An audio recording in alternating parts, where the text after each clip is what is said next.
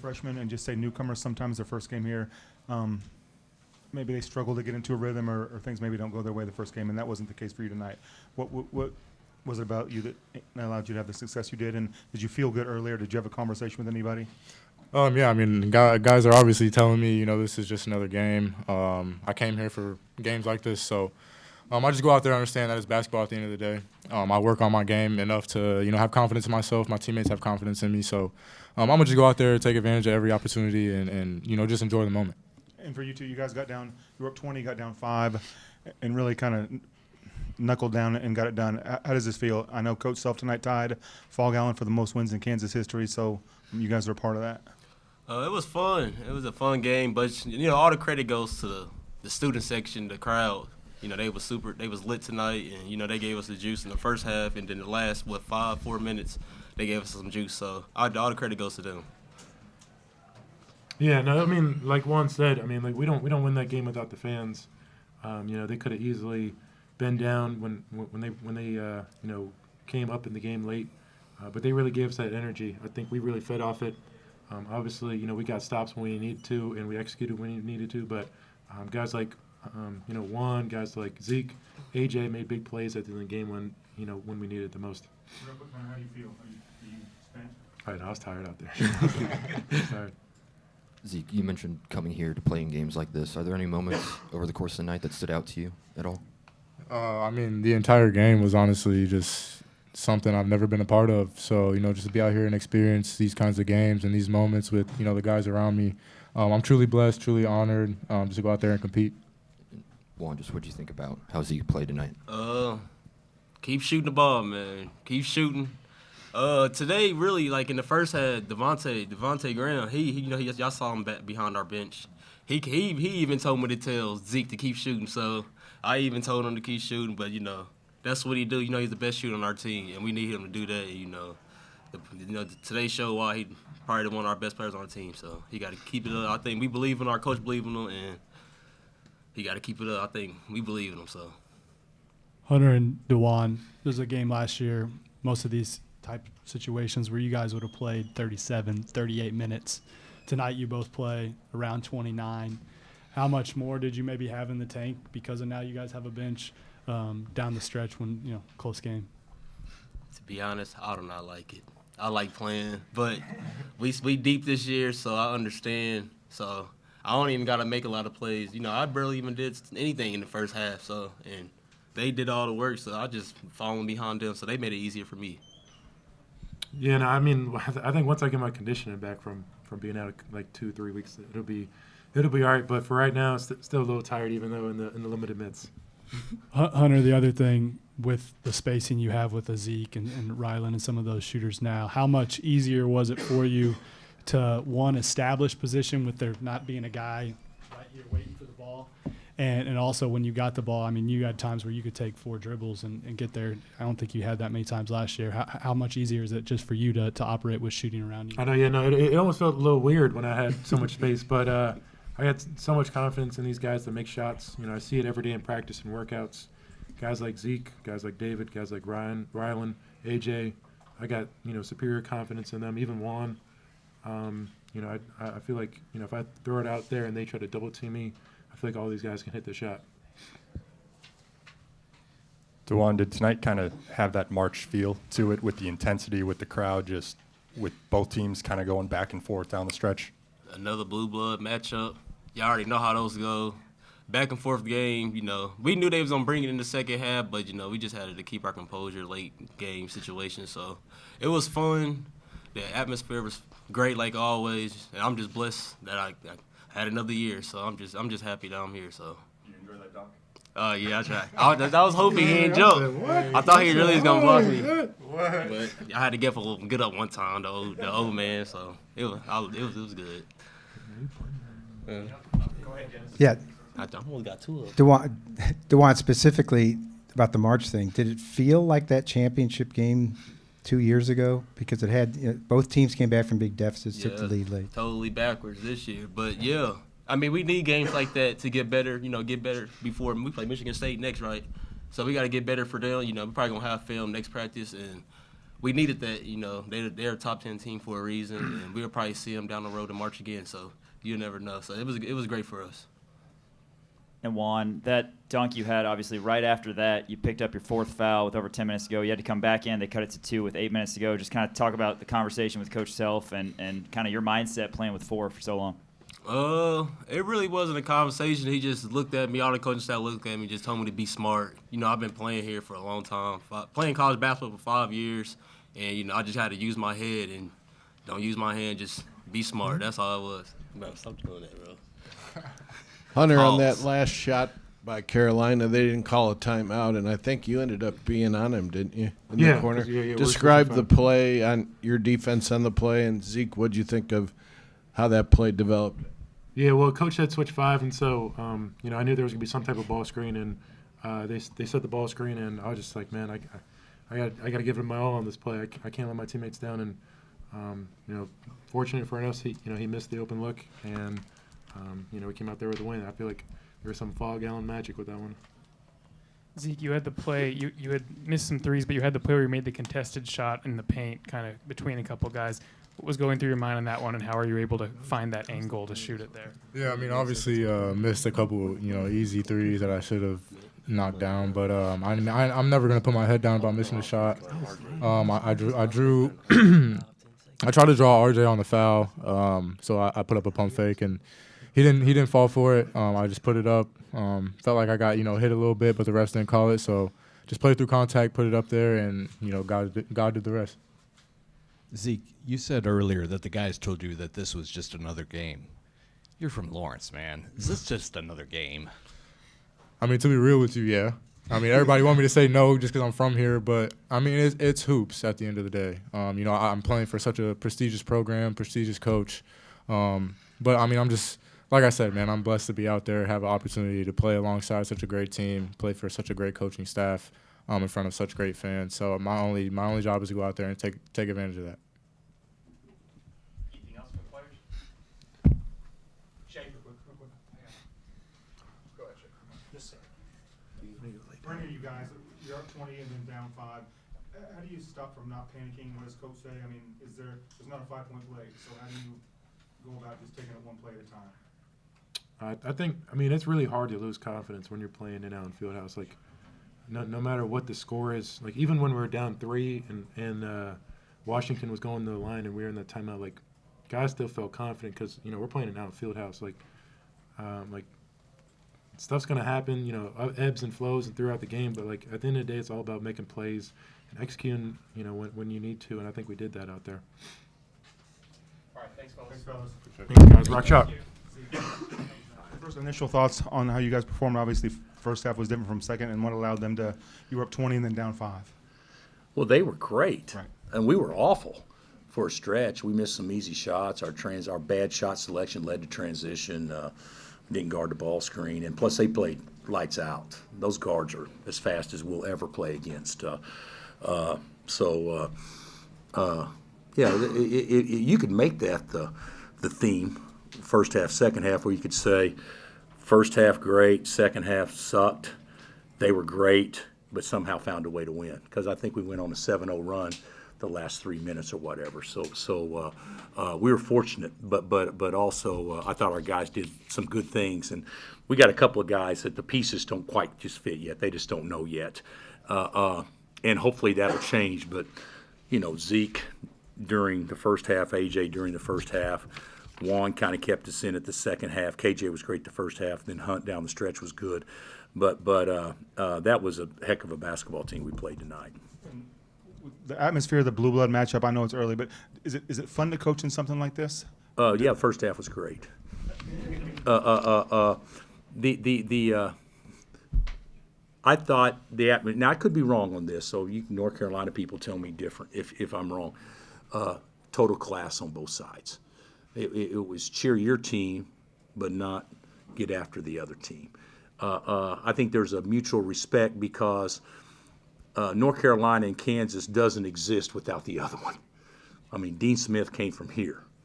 Larry Brown came from Carolina. Roy Williams came from Carolina and Kansas. I mean, there's some things about this place that and the other thing is for the first time in a long time, it's not emotional if Hubert and I play. It was emotional for Roy. It was emotional for Coach Smith. It was emotional for Larry. There was too much emotion going on to have it be a good game. Now it's a good game, and I think in large part because those emotional ties don't exist anymore. But there's nothing but respect for each other. At least I assume that's how they feel too. Atmosphere was, it was a 10. I don't know that it can be turned up much more than what it was for 40 minutes tonight. Bill, I think you said during the summer you wanted 8 startable players through 2 games. I think you've had 40 bench points in each game, and last year you averaged, I think, 12 points per game off bench. Yeah. How much of a difference do you feel that through these 2 games, and what are you hoping to see still for some of these guys coming out? Well, I don't think Diggy and Ryland and AJ are comfortable yet. I don't. Rockies didn't get a chance to play tonight. He's done well, but I don't think they're comfortable with that yet. Zeke obviously played lights out and got tired. He missed like his last 5 but he was on fire there for a stretch. I thought, looking at it, and I could be wrong, but KJ played way too many minutes. But other than that, nobody played 30, which is kind of a welcome deal for us, considering how we had to play everybody 35, 37 last year. So we'll get better. But that was just to try to piece it together down the stretch, play not to lose the second half. And, when you play not to lose, the basket shrinks. And they're playing with the big basket, and they were great, and we weren't being good. But somehow, guys figured it out down the stretch. Bill, you mentioned that Zeke got a little bit tired, but he still put the ball in his hands to make the pass on both those last 2 plays. I wonder if you could just take me through those last 2 plays, in particular his execution of the go-ahead bucket with about a minute and a half left. Well, that was you talking about the one to Hunt?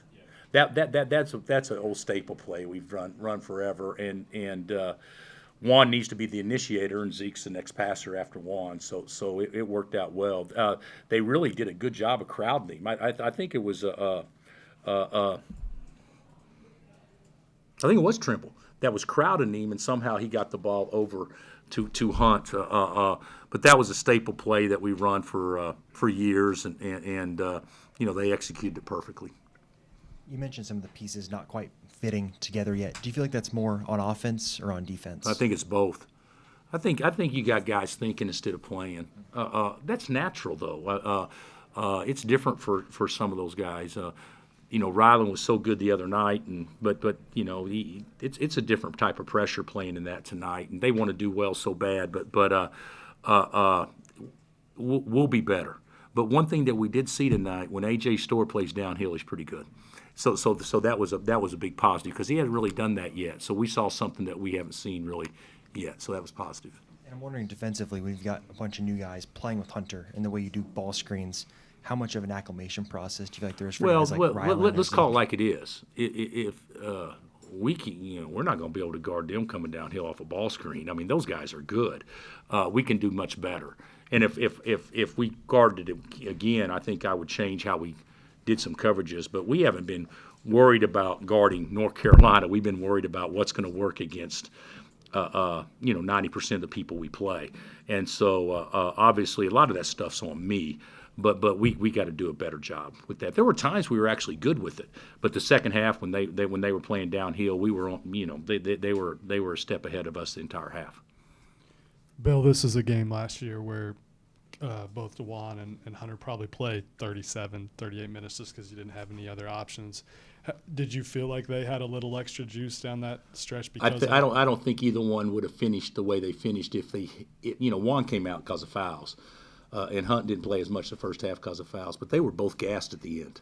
I mean, guys, Carolina plays fast, and they were both gassed at the end. So I think the little bit of depth that we had tonight certainly helped us. And then the other thing, when Hunter got the ball down low, when you could throw it over the top, there's not a guy waiting there. When he just get it and he could maybe put it on the floor 4 or 5 times, I don't think you maybe see that much last year. How much does that spacing help?